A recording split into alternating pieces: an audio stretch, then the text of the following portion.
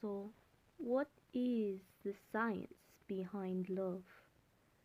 Love is affected by huge, measurable changes in the brain. They are usually chemical reactions that occur within your brain. There are three blends of chemicals that make up the feeling of love, is what we call it. Lust is governed by estrogen and testosterone in both men and women. Lust usually associates with lustful feelings as well as sexuality.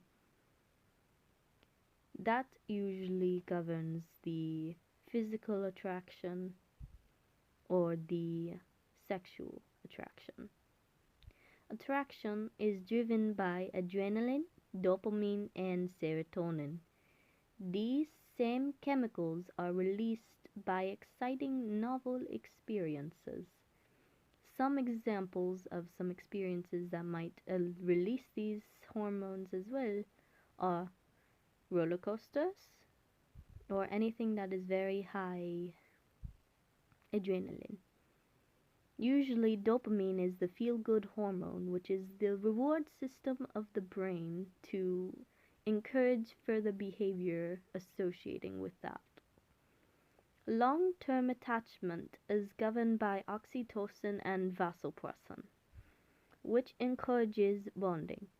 Oxytocin is actually the same chemical that is referred to as the cuddle hormone. It usually drives the bond between a mother and child. All of these chemicals work together in your brain to create the chemical reaction we call love. Great. That seems to be the end of the lesson for today. There's 10 minutes left in the class period though. Let us go over what is for homework and then I will leave you all be for the day. For homework tonight, you guys will need to complete the worksheet I handed out at the beginning of class, as well as write a short summary of chapter 2 on a sheet of paper. Feel free to do any work at home that you did not complete in this class period, and as long as you hand it in tomorrow, you will not get any points deducted for late. But if it's done or handed in after tomorrow, there will be a late deduction. There will be a quiz this Friday on chapter 2, so remember to study before then. That seems to be all on my schedule, so you are all dismissed for the class period. If you wish to get an early start to lunch, you may go walk. If you wish to stay here and study before the bell rings, more power to you. Yes, student, what is it that you may need? Is it a bathroom that you inquire? Oh, not bathroom. Very well. It's almost lunch. You should head there now. Ah, you need some help, I see. But you seem to be passing my class just fine. For some reason, you have an A. I don't understand why you would need help in psychology when you're already passing.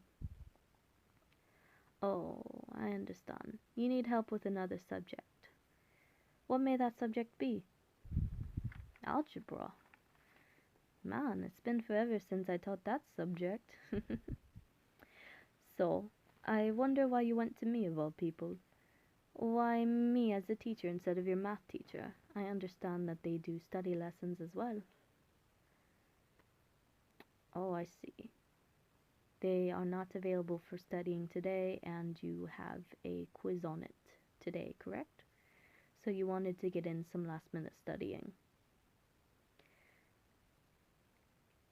Well, what is it that you are currently learning? What chapter are you on? Oh, alright. You're on the properties, the dissociative the commutative and associative, or did I already say that one? There are three. Do you need me to give you a rundown of those? The distributive property is pretty easy to remember. So, multiplication distributes over addition is usually the term that most teachers refer to it. To give you an example here,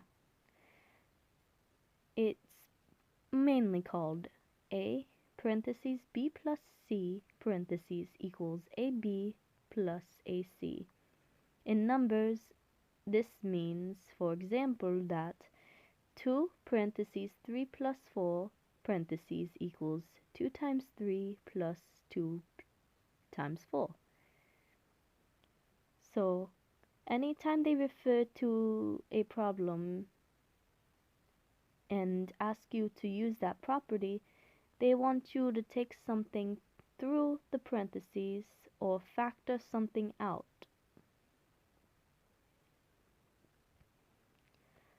So, does that make sense for that problem? Great. The associative property is the next one we will go over. So the word associative comes from associate or group. The associative property is the rule that refers to grouping. For addition, the rule is A plus B parentheses B plus C equals A plus B plus C.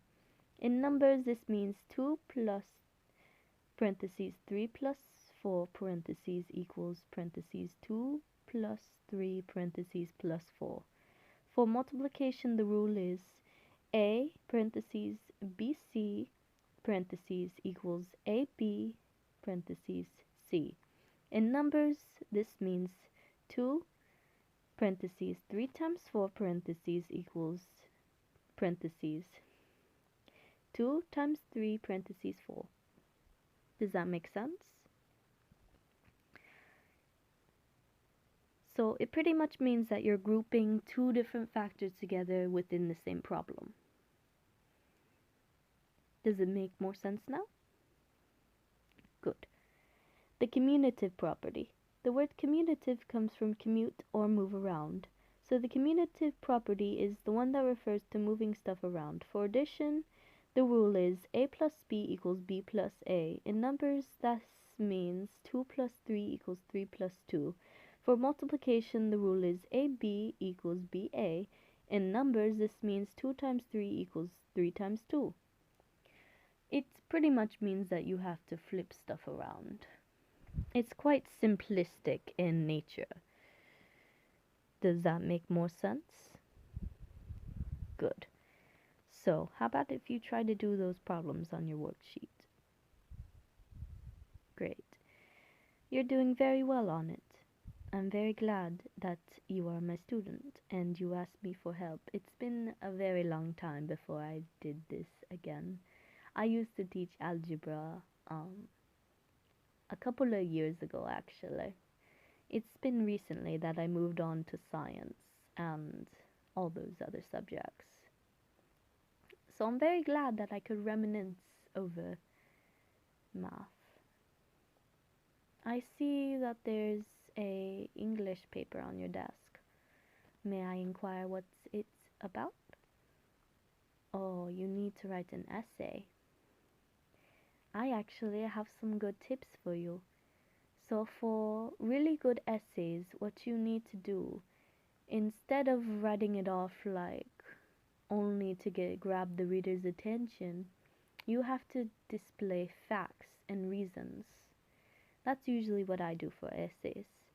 I take the first paragraph to introduce the ideals, the second paragraph to explain one deal in further detail, and then the next one to further deal into a different detail. And the last paragraph is the conclusion, wrapping everything up. Usually I'd only stick to facts that come from .org or any reliable site. Usually science and studies like that are the most reliable. If you want to get a good grade, that's what I would like to suggest to you, because that's mainly what teachers look for. Oh, it seems that lunch is over. You might need to eat your lunch here before you leave. I don't want you going hungry. A hungry stomach is a distracted mind. So I will write you a late pass as long as you eat your food now. Thank you for coming in and staying after class with me. I understand that taking time out of your day to study and do this kind of stuff when you could be socializing is a bit of a bother. So, here's your late pass. Feel free to leave at your own leisure. Don't take too long though. I don't want the late pass to go over 10 minutes, so try to eat your lunch a bit faster. Thank you. I will see you tomorrow. Remember to finish your homework. And I hope you have a good rest of your day, and I wish you luck on the test that you will be having.